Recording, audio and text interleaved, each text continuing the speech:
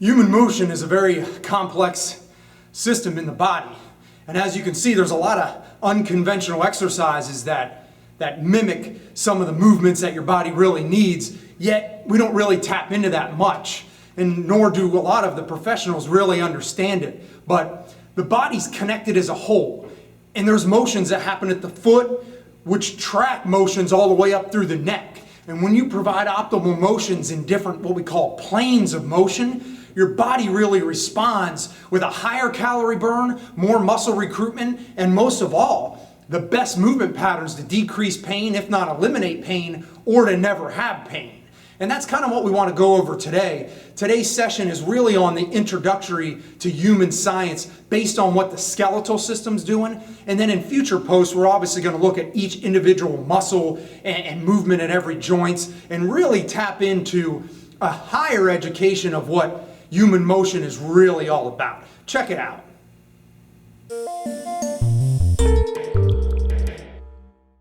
The human body is very, very complex in the way we move, the way we play, the way we live, and how everything connects actually tells us the whole story of human motion science. Today's industry doesn't get detailed enough on how the body actually works and how the body moves at every bone, joint, muscle, and fascial system in the body.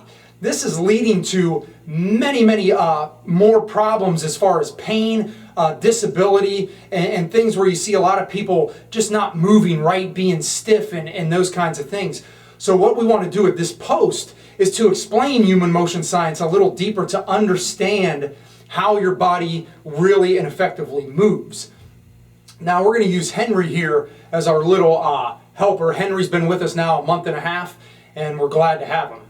Henry, the main thing we want to look at as far as human motion, and this is the basic concept, is our bodies move in what's called 3 planes of motion. Now most people and most professionals have heard that terminology, but what it really is motions that are forward and back is what's called the sagittal plane. Motions to the side is a frontal plane, and motions where we get rotation becomes that all-important transverse plane of motion. Now our body's joints, muscles and fascia and bones really were designed to move in all 3 planes of motion at the exact moment in time. This can be a little complex to understand, but the key with this is it's gravity and ground reaction. And what I mean by that is gravity has been present since the beginning of time. That will never change.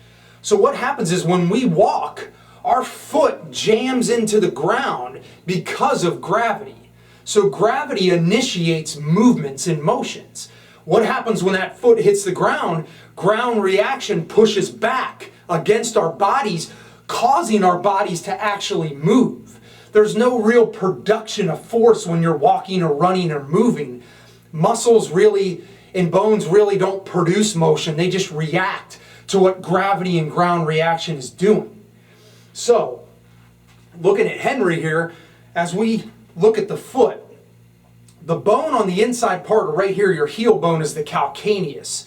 And what happens is when our foot hits the ground, and I'll use my hand here as an example, when we're walking and our foot hits the ground, that calcaneus will jam into the ground, and what happens is gravity pulls that guy inward, what we call eversion or frontal plane motion, whatever you want to call it, triplane loading.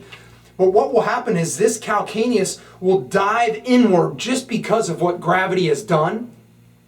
And that will cause the mid-tarsal joint right on top and the subtalar joint and the ankle joint, so to speak, to all create inward motions. And that will actually dive inward and actually get a little slight rotation as well. The key that makes that so important is everything above the foot will get created motions because of what the foot is doing. So a lot of times I'll see people with, say, neck pain, shoulder pain, back pain, and it's sometimes coming from just what the foot is or is not doing. So if we rehab a site of the body where the pain's at, and you don't look at a whole body functional approach, the rehab is probably off, because you're not restoring what the body desires, and that's motion and function at every single bone and joint in the body. So when that foot hits the ground, that foot is actually attached to the tibia bone, which is right on the shin bone.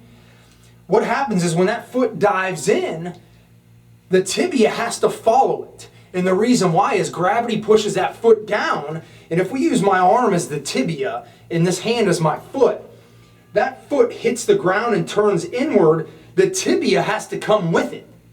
It's all attached. There's no way around it. So what happens is foot dives in and goes inward, eversion.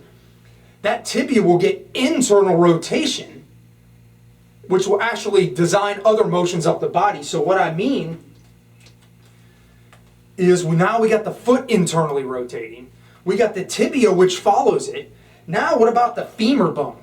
The big thigh bone, that kind of is obviously the biggest bone in the body, but has a lot of functional components to it. That guy will actually internally rotate as well. And what happens is the foot, if I'm the foot slams into the ground, and I look up at the tibia and I say, "You're coming with me because I'm attached to you." Then the tibia looks up at the femur and goes, "You're also coming with me because you attach to me." And that's kind of what makes up the knee joint. So if you look at this from the foot all the way up into the pelvis, now gravity has pulled us in, internally rotating all those bones. What that does is it turns muscles on. That motion that happens for free, nothing's produced it, gravity is just winning. Gravity pulls us down, and when that femur internally rotates, that's what turns the butt muscles on, is that internal rotation. That's proper function. I see a lot of back pain with people whose butt is just not turned on. So what we got to do is we got to understand human motion and the biomechanics of functional movement to really understand if the butt's not turning on, you can't just do those little butt kickbacks to get the muscle to do what it's supposed to do. The brain will actually get those muscles recruited in an artificial way, and that could increase your pain long term.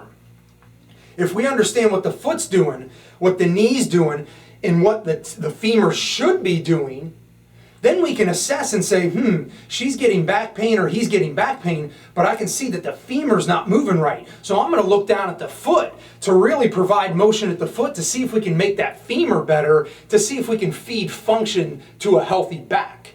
That's proper rehabilitation. And when you take gravity out of it and put someone on a table to try to rehab a back or knee or foot problem, you've totally taken function out. And that's definitely not the way to go. That could create more dysfunctions down the road. Moving up the body, the pelvis now also gets that internal rotation, because when that foot, tibia, and femur internally rotate, you can see that my pelvis gets a lot of motion internally as well. And the pelvis will actually hike either way depending on if I drop. So if I'm walking towards you, you will see that pelvis hike and rotate. This one drops and rotates back. And that just happens. Gravity provides that. Nothing really produces it. Now what makes that important moving up the body is what the pelvis does from low to high will dictate how the sacrum, lumbar spine, thoracic spine, and all important cervical spine move and rotate. So for this post, I wanted to give you a basic understanding of human motion. When we get into much more detail, we're going to explain what the vertebrae actually do and what's called real and relative rotation. You have a bone going one way, whereas the joint is actually going the opposite way. And that's very important to understand as you rehab and as you understand, someone who wants to lose weight, someone who wants to tone up. You got to know what the body's really doing instead of making artificial movements up. So the basic terminology I wanted to end with is the foot, gravity dives in and pulls the foot in.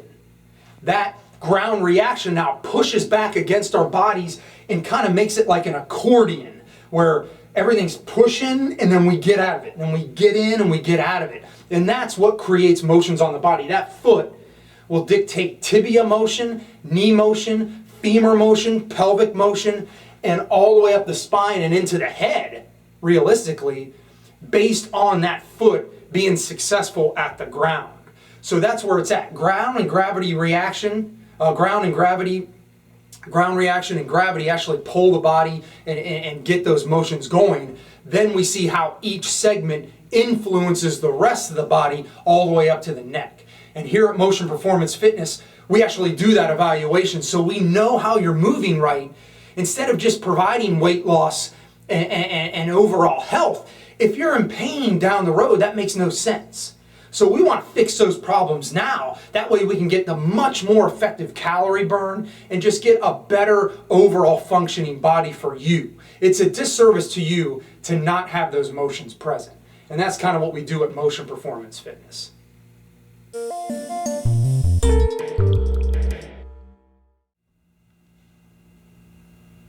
In our training session, there's so many different exercises we can choose to get an idea of how the foot really influences motions up the body.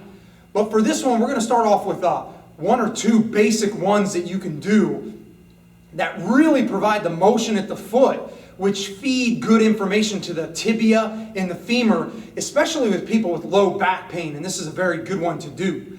Now, I must stress that I'm showing you this without actually having seen you move. So there could be other dysfunctions on your body that we haven't addressed, obviously, because I'm not there, which could make the problem worse. So with this, you got to at least be very cautious, or if not, get with a fitness professional, one that understands human motion and applied functional science, so they know the right exercises to choose from you.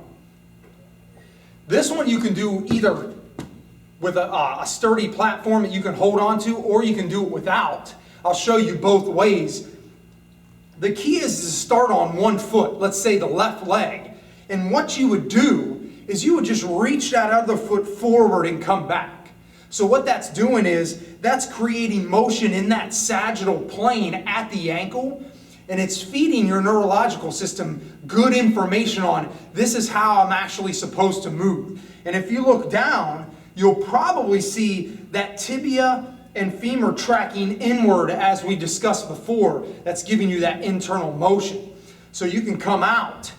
Then we can go to the frontal plane to really get those motions going. And that could be on one foot where you're leaning to the side, reaching that leg out. So now you're going to see a lot of frontal plane motion, which is what the body desires anyway.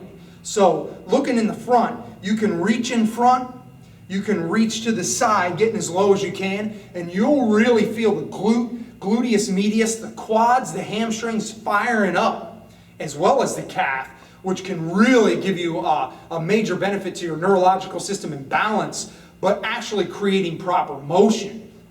Now, if we use the little platform, it's still the same. You're just going to reach, get as low as you can, and then reach, leaning that chest out, and then you have a little support if needed. You can use a counter, a chair, whatever is easier for you. The key with these movements is they're good for rehabilitative clients depending on where they're at in that rehabilitative process.